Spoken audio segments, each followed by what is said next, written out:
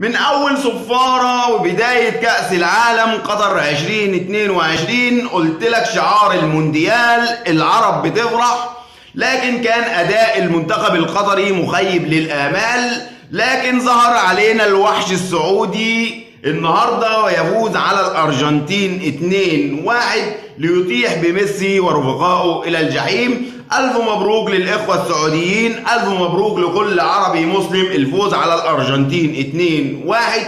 ثم تأتي البهجة والفرحة مرة ثانية بتعادل تونس مع الدنمارك بدون أهداف.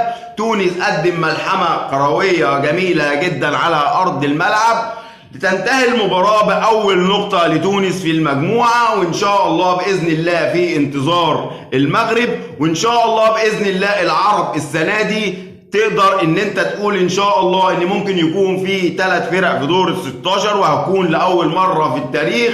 وده انا مصمم جدا على شعاري وهو العرب بتفرح في مونديال قطر 2022.